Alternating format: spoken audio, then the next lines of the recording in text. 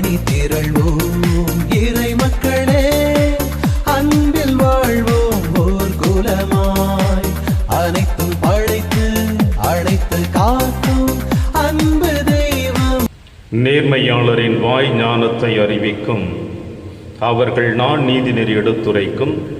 கடவுளின் திருச்சட்டம் அவர்களது உள்ளத்தில் இருக்கின்றது. தந்தை மகன் தூய ஆவியாரின் பெயராலே நம் ஆண்டவராகிய இயேசு கிறிஸ்துவின் அருளும் கடவுளின் அன்பும் தூய ஆவியாரின் நட்புறவும் உங்கள் அனைவரோடும் இருப்பதாக.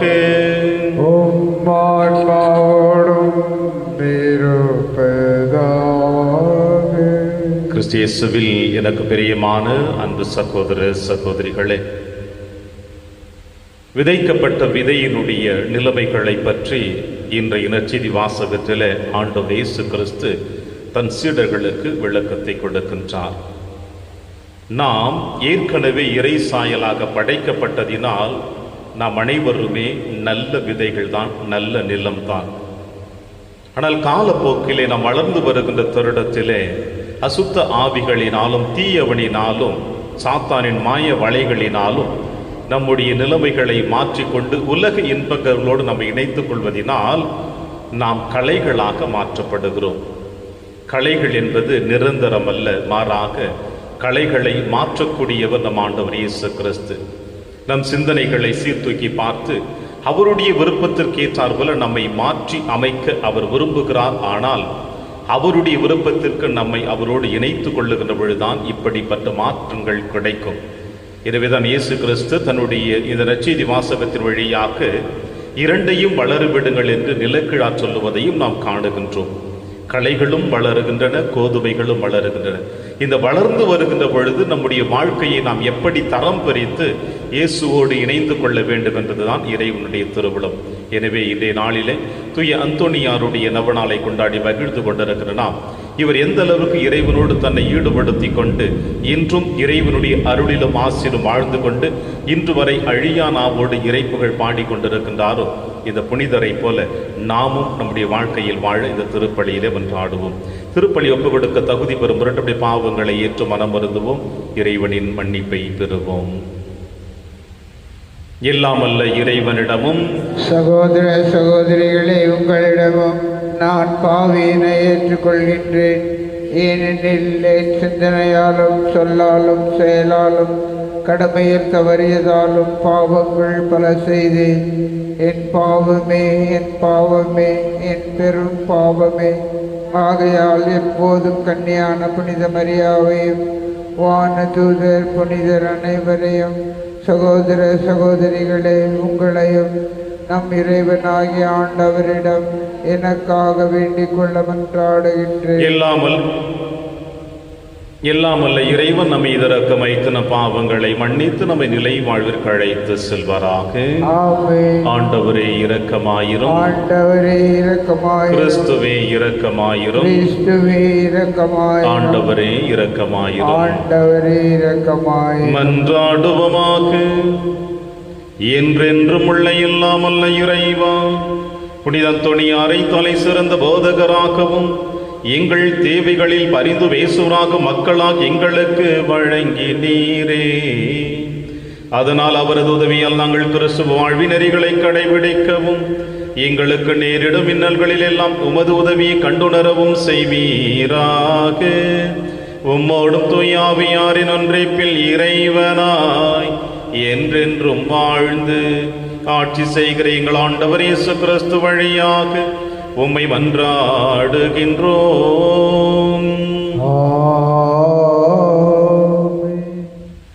ஆண்டவரும் முகமுகமாய் மோசேயிடம் பேசுவார்.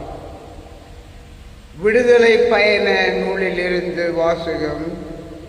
அதிகாரம் 33 இறைவாக்கு 7 முதல் 11 மற்றும் அதிகாரம் 34 இறைவாக்கு 5 முதல் 9 மற்றும் 28 முடிய.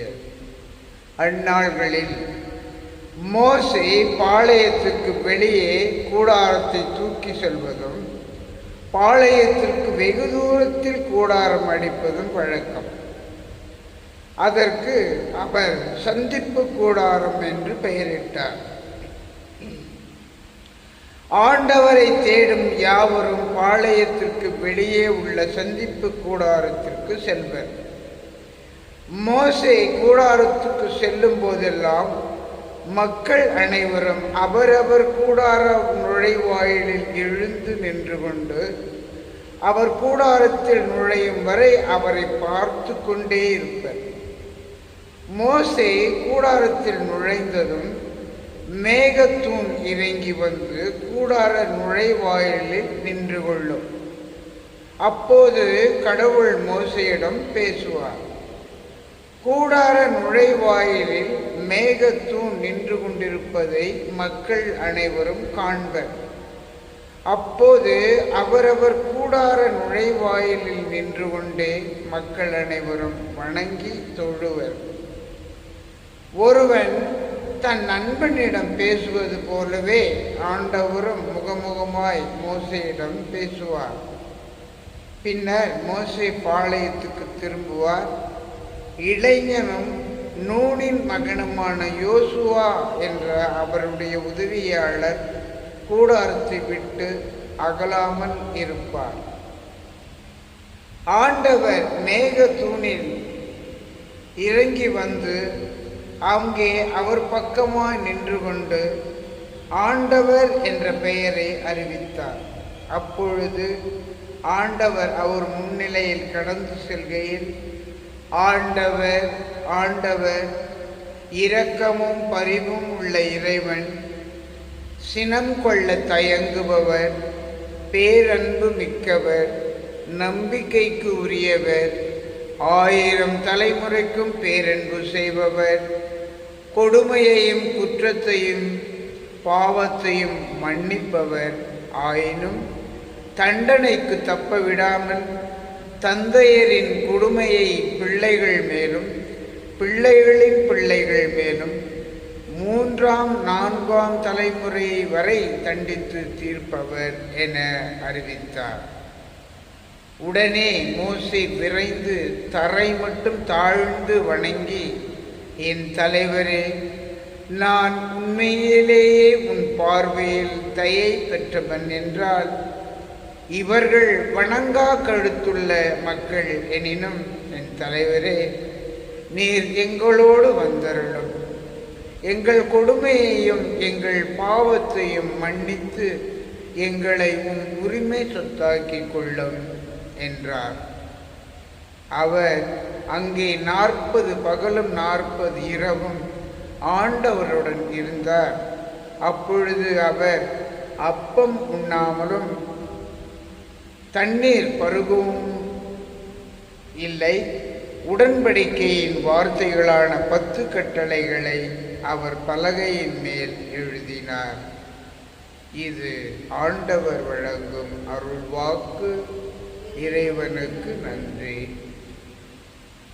பதிலுரை திருப்பாடல் 103 பல்லவி. ஆண்டவர் இரக்கமும் அருளும் கொண்டவர். ஆண்டவர் இரக்கமும் அருளும் கொண்டவர். ஆண்டவரின் செயல்கள் நீதியானவை. ஒடுக்கப்பட்டோர் அனைவருக்கும் அவர் உரிமைகளை வழங்குகின்றார். அவர்தம் வழிகளை மோசேயுக்கு வெளிப்படுத்தினார். அவர்தம் செயல்களை இஸ்ரேல் மக்கள் காணும்படி செய்தார். பல்லவி. ஆண்டவர் இரக்கமும் அருளும் கொண்டவர். ஆண்டவர் இரக்கமும் அருளும் கொண்டவர், நீடிய பொறுமையும் பேரன்பும் உள்ளவர். அவர் எப்பொழுதும் கடிந்து கொள்பவர் அல்லர், என்றென்றும் சினம் கொள்பவரும் அல்லர். பல்லவி. ஆண்டவர் இரக்கமும் அருளும் கொண்டவர்.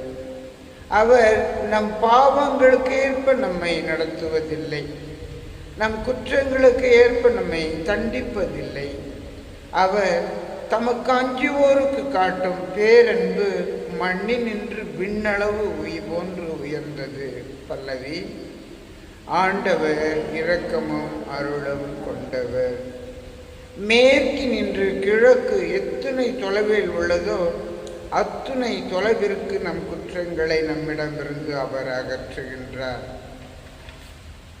தந்தை தம் பிள்ளைகள் மீது இரக்கம் காட்டுவது போல் ஆண்டவர் தமக்கு அஞ்சுவோர் மீது இறங்குகின்றார்.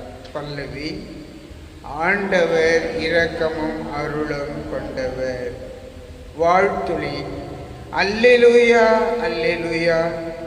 இறைவனின் வார்த்தையே விதையாம், அதை விதைப்பவர் கிறிஸ்துவே.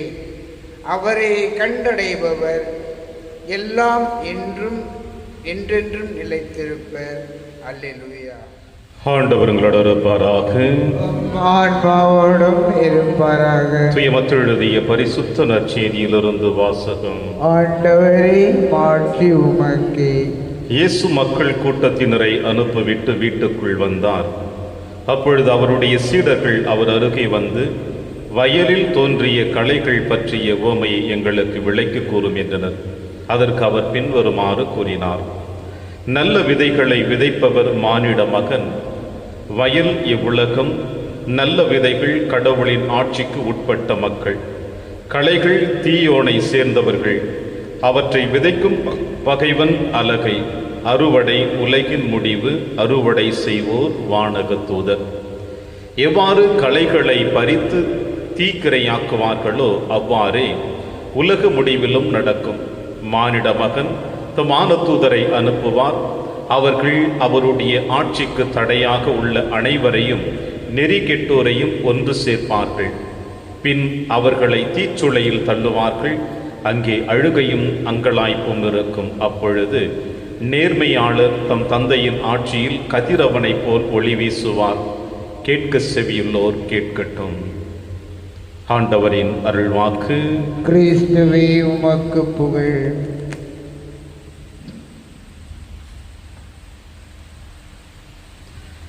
எவ்வாறு களைகளை பறித்து தீக்கிரையாக்குவார்களோ அவ்வாறே உலக முடிவிலும் நடக்கும். கிறிஸ்து இயேசுவில் பிரியமான அன்புமிக்க சகோதர சகோதரிகளே, ஆண்டவர் இயேசு கிறிஸ்துவனுடைய இந்த மன்னக பயணத்தில் 3 ஆண்டுகள் இறையாட்சி பணிக்காக தன்னை ஈடுபடுத்தி கொண்டிருக்கின்ற பொழுது இறைவனுடைய அன்பு, இறைவனுடைய இரக்கம், தந்தை எந்த அளவிற்கு நம் மீது அன்பு வைத்திருக்கிறார் என்பதையும், விண்ணக வாழ்வு எப்படிப்பட்டதாக இருக்கும் என்பதையும், அந்த விண்ணக வாழ்வு இந்த மண்ணுலகிலே எப்படி எடுத்து வர வேண்டும் என்பதையும், அது வந்தால் இந்த மண்ணுலகிலே எப்படிப்பட்ட நிறைவு இருக்கும் என்பதையும் இயேசு கிறிஸ்து 3 ஆண்டுகள் தன்னுடைய சொல்லிலும் செயலிலும் வெளிப்படுத்தினார்.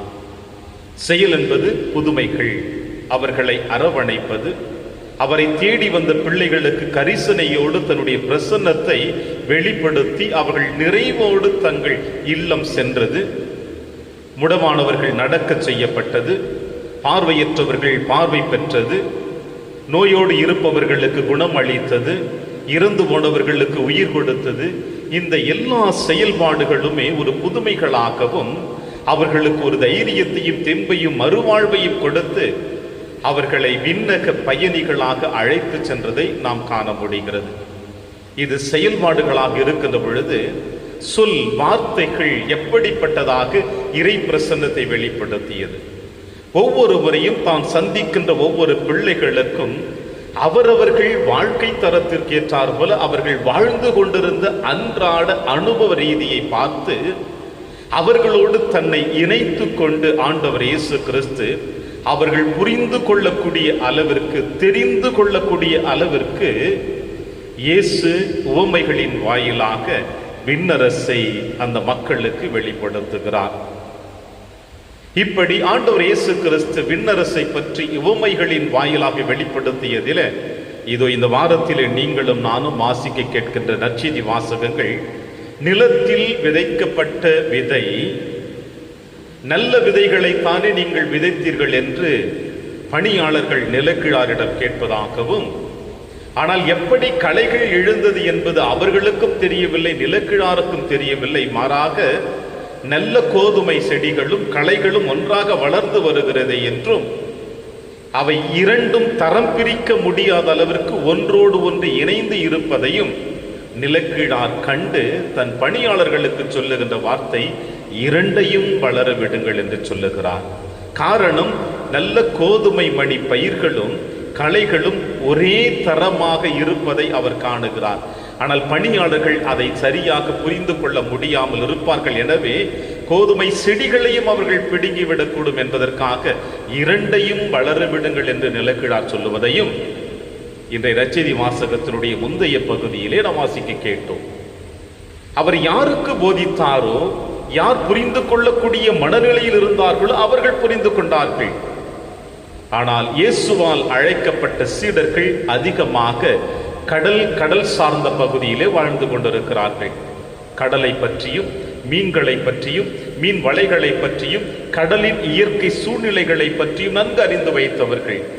எனவேதான் நற்செய்தி வாசகத்திலே, மத்தேயு நற்செய்தியில் அற்புதமாக ஆரம்பத்திலே இவ்வாறு சொல்லுகிறார், மக்கள் கூட்டத்தினரை அனுப்பிவிட்டு வீட்டுக்குள் வந்தார் இயேசு. அப்பொழுது அவருடைய சீடர்கள் அவர் அருகே வந்து, வயலில் தோன்றிய களைகள் பற்றிய உவமைகளை எங்களுக்கு விளக்கி கூறும் என்றார்கள்.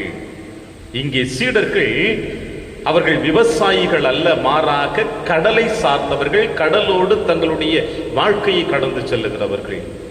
இப்படிப்பட்ட மக்கள் நிலத்தில் விதைக்கப்பட்ட விதைகளினுடைய மகத்துவத்தையும் உண்மைகளையும் தெரிந்து கொள்ளாத காரணத்தினால் அவர்கள் இயேசுவிடம் இந்த கேள்விகளை எழுப்புகிறார்கள்.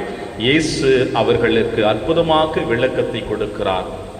நல்ல விதைகளை விதைப்பவர் மானிட மகன், வயல் இவ்வுலகம், நல்ல விதைகள் கடவுளின் ஆட்சிக்குட்பட்ட மக்கள், களைகள் தீயோனை சேர்ந்தவர்கள், அவற்றை விதைக்கும் பகைவன் அலகை, அறுவடை உலகின் முடிவு, அறுவடை செய்வோர் வானக தூதர். இதை விட ஒரு தெளிவான விளக்கம் நமக்கு வேறு எதுவும் தேவையில்லை. ஆனால் இன்றைய இந்த நற்செய்தி வாசகத்தினுடைய 2வது அத்தியாயத்திலே நல்ல விதைகளை விதைப்பவர் மானிட மகன் என்று சொல்லுகிறார் என்றால், ஆரம்பத்திலே ஆதியாகமத்திலே நீங்களும் நானும் வாசிக்க கேட்டோம், வாருங்கள் மண்ணுலகிற்கு செல்வோம், நம் சாயலாக மனிதனை உருவாக்குவோம். இந்த உலகம் நிலம் என்று சொல்லப்பட்டது. நிலத்திலிருந்து வருகின்ற விதைகள் தான் அடுத்தது பயிரிடுவதற்கு பயன்படுகிறது. எனவே மண்ணிலிருந்து எடுக்கப்பட்ட மனிதன் இந்த மண்ணிலேயே விதைகளாக விதைக்கப்படுகிறான், இறை சாயலாக. ஆதாம் ஏவாள் இந்த மண்ணுலகிலே, நிலம் என்கின்ற மண்ணுலகிலே இறைவனுடைய வார்த்தையினால், அவருடைய செயல்பாடுகளினால் விதைக்கப்பட்ட விதைகள். அந்த விதைகள் எப்படி நல்ல விதைகளாக இல்லாமல் தீயோனின் ஆளுமைக்கு உள்ளாக்கப்பட்டது என்பதை நாம் அறிகிறோம் வேதத்திலே வாசிக்கிற பொழுது. எனவேதான் நற்செய்தி வாசகத்தில் இயேசு சொல்லுகிறார், தீயோனை சேர்ந்தவர்கள் அவற்றை விதைக்கும் பகைவன் அலகை என்று சொல்லுகிறார். எனவே இந்த மண்ணுலகிலே விதைக்கப்பட்ட, அவருடைய சாயலாக விதைக்கப்பட்ட மனிதர்களாகிய நாம் நம்முடைய உள்ளத்தின் ஆழத்திலே தீயவன், பகைவன் நம்முடைய உள்ளத்தின் ஆழத்தை அவனுடைய ஆளுமைகளுக்குள் எடுத்து வந்து அவனுடைய கோட்பாடுகளை, அவனுடைய தந்திரங்களை, அவனுடைய தீய எண்ணங்களை நம்முடைய இதயத்திலே விதைத்து நம்மை களைகளாக மாற்றி அவன் நிறுத்துகின்றான். இதுதான் ஆண்டவர் இயேசு கிறிஸ்து சொல்லுகிறார். பல நேரங்களிலே இந்த களைகள் என்று சொல்லுகின்ற பொழுது கொலை செய்தவன், திருடன், காம உணர்வு உள்ளவன், இப்படி என்று கூட நினைத்துக் கொள்ளலாம். ஆனால் அதையும் தாண்டி உங்களுடைய, என்னுடைய உள்ளத்தின் ஆழத்திலே எழுகின்ற பொறாமைகள், தீய எண்ணங்கள், தீய பார்வைகள், தீய சக்திகள், அன்பு செய்யாமை, விட்டு கொடுக்காமை, பிறரோடு பகிர்ந்து கொள்ளாமை, இப்படிப்பட்ட சூழ்நிலைகளும் நம்முடைய வாழ்க்கையிலே களைகளாகத்தான் காணப்படுகிறது. இந்த களைகள் எல்லாம் அகற்றப்பட வேண்டும் என்றால் இயேசு ஒருவரை நாம் அணுகுகின்ற பொழுது, அவரை தேடுகின்ற பொழுது, அவரோடு நம்மை இணைத்து கொள்ளுகின்ற பொழுது, களைகளாக இருக்கின்ற நாம் நல்ல விதைகளாக, பலன் தரக்கூடியவர்களாக நாம் மாற்றப்படுவோம். எனவேதான் பலமுறையினுடைய மறையுரையிலே சொல்லியிருக்கின்றேன், மத்தேயு களைகளாகத்தான் காணப்பட்டார், சக்கேயும் களைகளாகத்தான் காணப்பட்டார், விபச்சாரத்தில் பிடிப்பட்ட பெண் களைகளாகத்தான் காணப்பட்டாள், சமாரிய பெண்ணும் களைகளாகத்தான் காணப்பட்டாள். ஏன் பேதுரு கூட ஒரு சில நேரங்களிலே களைகளாகத்தான் காணப்பட்டார்கள். இவர்கள் அனைவருமே ஆண்டவருடைய கரத்திலே தங்களை அர்ப்பணித்து தங்கள் களைகளை அகற்ற வேண்டும் என்று விரும்பினார்கள். அவர்களும் வளர்ந்தார்கள். நல்ல நிலத்திலே விதைத்த மணிகள், கோதுமை மணிகளைப் போல அவர்களும் எழுந்தார்கள். களைகள் தகர்க்கப்படுகின்ற பொழுது அறுவடை நேரத்தில் அவர்கள் பலன் தரக்கூடியவர்களாக மாற்றப்பட்டார்கள். நாம் மாற்றப்பட வேண்டும். அதற்கு ஒரே ஒரு வழி, இயேசுவின் கரத்தில் நம்மை அர்ப்பணிக்க வேண்டும். இதோ வாரத்தின் செவ்வாய்க்கிழமை தூய் அந்தோணியாருடைய நவநாளை நினைவு கூறுகின்ற தருணத்தில் இளம் வயதிலிருந்து தாயினுடைய கரம் பிடித்து இறைவனுக்கு தன்னை அர்ப்பணிக்க வேண்டும் என்று இறை பிரசன்னத்தோடு தன்னுடைய வாழ்க்கை அர்ப்பணித்து வந்தவர் தான். 36 ஆண்டுகள் தான் இந்த மண்ணுலகில் அவர் வாழ்ந்தார். ஆனால் கோடி அற்புதங்களை புரியக்கூடியவராக இன்று வரை திகழ்ந்து கொண்டிருக்கிறார் என்றால் அவரிடம் கலைகளை அண்டாமல் இறை பிரசன்னத்தை, இறை ஆசிரை தன்னகத்திலே அவர் நிறுத்தி வைத்துக் கொண்டார். அவருடைய பாத சுவடுகளை நாம் பின்பற்றுவோம். இயேசுவின் நல்ல விதைமணிகளாக நிலத்திலே விதைக்கப்படுவோம். 30 மடங்கல்ல, 60 மடங்கல்ல, 100 மடங்கு கொடுக்கக்கூடியவர்களாக வாழ இந்த திருப்பலியிலே நாம் அனைவரும் மன்றாடுவோம். இறைவன் உங்களையும் என்னையும் நிறைவாக ஆசீர்வதிப்பார். ஆமென்.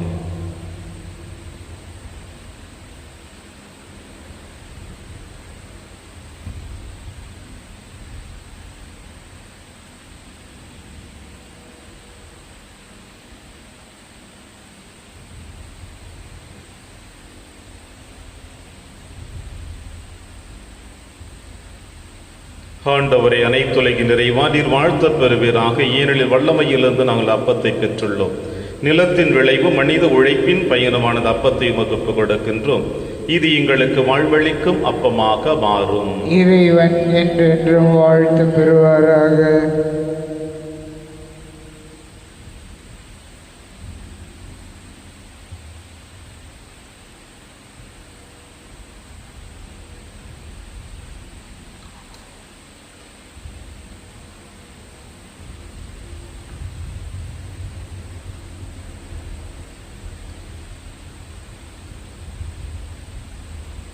ஆண்டவரை அனைத்துலகின் நிறைவா நீர் வாழ்த்தப் பெறுவீராக. ஏனெனில் வல்லமையிலிருந்து நாங்கள் ரசத்தை பெற்றுள்ளோம்.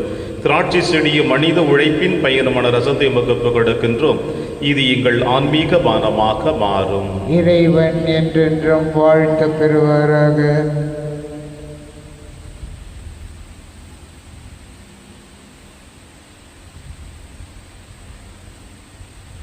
சகோதர சகோதரிகளை, என்னுடையதும் உங்களுடையதுமான இப்பலி எல்லாமுள்ள தந்தையாக இறைவனுக்கு ஏற்றதாகபடி செவியுங்கள்.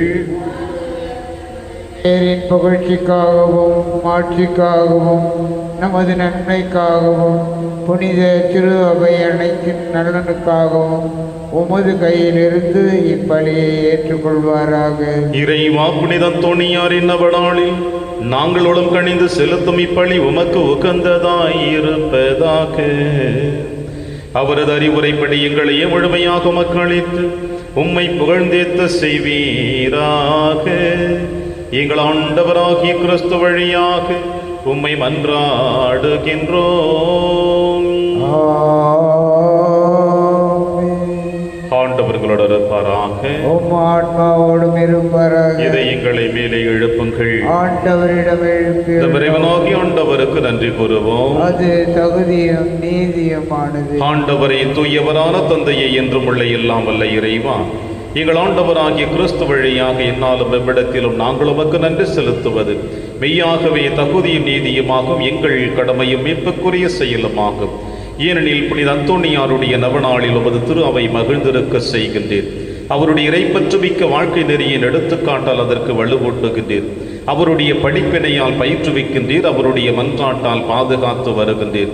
ஆகவே வானக தூதர் அணிகள் அவர்களோடும் புனிதரின் பெருந்திரளோடும் நாங்களும் சேர்ந்து உமக்கு புகழ்ச்சி பண்ணி செய்து முடிவின்றி சொல்லுவதாவது: தூயவர் தூயவர் தூயவர், வான்படைகளின் கடவுளாம் ஆண்டவர். விண்ணகமும் மன்னகமும் உமது மாட்சியால் நிறைந்துள்ளன. உன்னதங்களிலே ஓசன்னா. ஆண்டவர் பெயரால் வருகிறவர் ஆசி பெற்றவர். உன்னதங்களிலே ஓசன்னா. ஆண்டவரே, நீர் மெய்யாகவே தூயவர். தூய்மை அனைத்திற்கும் முற்றாகவே உம்முடைய ஆவியை பொழிந்து இக்காணிக்கைகளை தூய்மைப்படுத்த உம்மை வேண்டுகின்றோம்.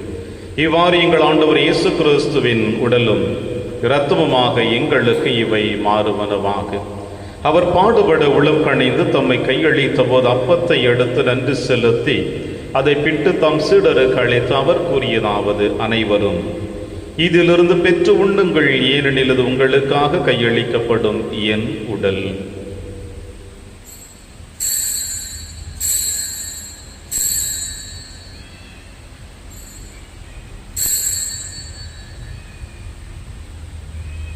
அவர் நம்மை இரவு விருந்தை அருந்திய பின் கிண்ணத்தையும் எடுத்து மீண்டும் நன்றி கூறி தம் சீடர்களுக்கு அளித்து அவர் கூறியதாவது, அனைவரும் இதிலிருந்து பெற்று பருகுங்கள், ஏனெனில் இது புதிய நிலையான உடன்படிக்கைக்குரிய என் இரத்தத்தின் கிண்ணம். இது பாவ மன்னிப்புக்கு என்று உங்களுக்காகவும் பலருக்காகவும் சிந்தப்படும். இதை என் நினைவாக செய்யுங்கள்.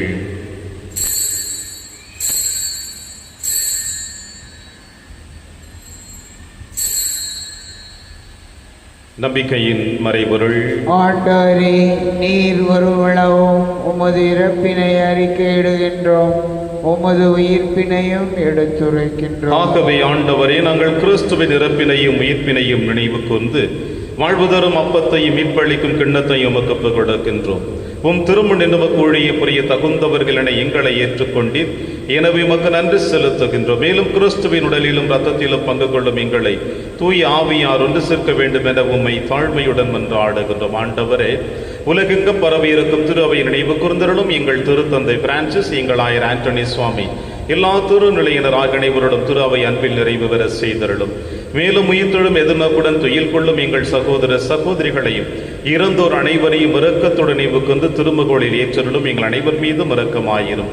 கடவுளின் கன்னி தாயான புனித மரியா, அவருடைய கணவரான புனித யோசேப்பு, புனித திருத்தூதர்கள், புனித பிரான்சிஸ் சேவேரியார், புனித கஸ்பார் மற்றும் இவ்வுலகில் உமக்கு உகந்தவராய் இருதாகிய புனிதர் அனைவருடனும் நாங்கள் நிலைவாழ்வில் பங்கு கொள்ளும் தகுதி பெற்று உம் திருமகன் இயேசு கிறிஸ்து வழியாக உம்மை புகழ்ந்தேத்து மரமருள உம்மை மன்றாடுகின்றோம்.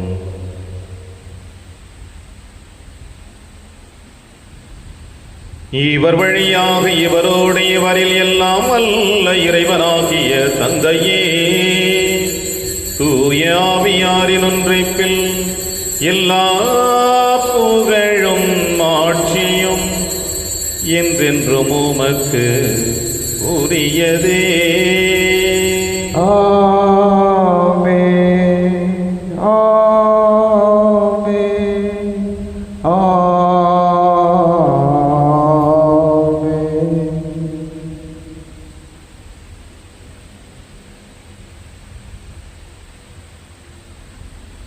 மீட்பரின் கட்டளையால் கற்பிக்கப்பட்டு இறை படிப்பினையால் பயிற்சி பெற்ற நாம் அனைவரும் துணிந்து சொல்வோம். விண்ணுலகில் இருக்கிற எங்கள் தந்தையே, உமது பெயர் தூயது என போற்ற பெறுக.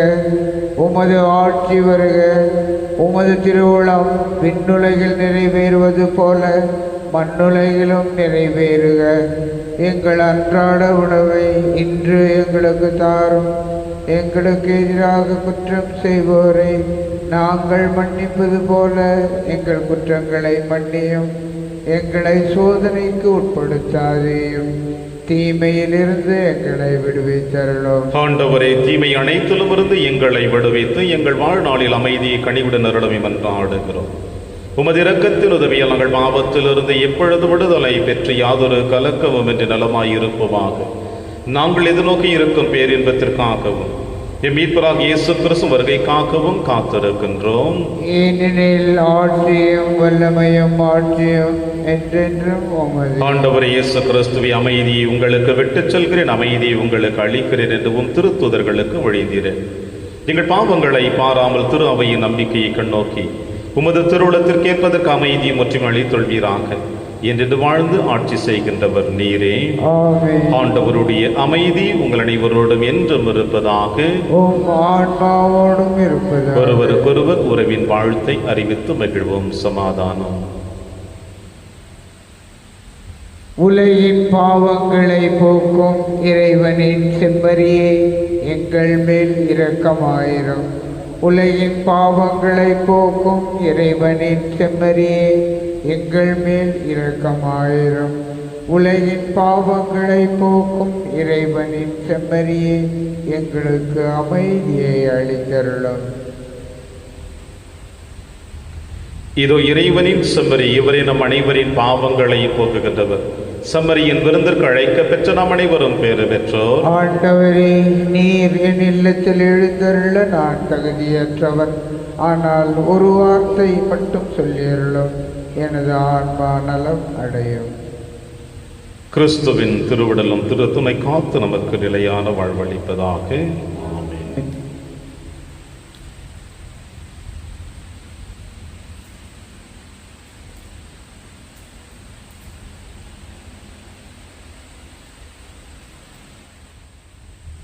கிறிஸ்துவின் ஆன்மாவே என்னை புனிதமாக்கும். கிறிஸ்துவின் திருவுடலே என்னை மீட்டருளும். கிறிஸ்துவின் திரு இரத்தமே எனக்கு எழுச்சியூட்டும். கிறிஸ்துவின் விழாவின் தண்ணீரே என்னை கழுவிடுமே. கிறிஸ்துவின் பாடுகளே என்னை தேற்றிடுமே. ஓ நல்ல இயேசுவே, எனக்கு செவிசாயம். உம் திருக்காயங்களுள் என்னை மறைத்தருளும். உம்மிடமிருந்து என்னை பிரிய விடாதேயும். தீய பகைவரிடமிருந்து என்னை காத்தருளும். எனது இறப்பின் வேளையில் என்னை அழைத்தருளும். உம்மிடம் வர எனக்கு கட்டளையிட்டருளும். புனிதர்களோடு எக்காலமும் உம்மை புகழ செய்யும். ஆமென். ஆண்டவரது சட்டத்தை இரவும் பகலும் சிந்திப்பவர் உரிய காலத்தில் அதன் கனி தருவார். நன்றி கூறி மன்றாடுவோமாக. ஆண்டவரை உயிருள்ள அப்பமாகிய கிறிஸ்துவினால் ஊட்டமளித்தவர்களுக்கு ஆசிரியராகி அதே கிறிஸ்துவினால் முழுமையாக கற்றுத்தருவீராக. அதனால் புனித அந்தோணியாரின் நவநாளில் அவர்கள் உமது உண்மை அறிந்து அதை அன்பில் செயல்படுத்துவார்களாக. எங்கள் ஆண்டவராகிய கிறிஸ்து வழியாக உம்மை மன்றாடுகின்றோம். ஆண்டவர் உங்களோடு இருப்பாராக.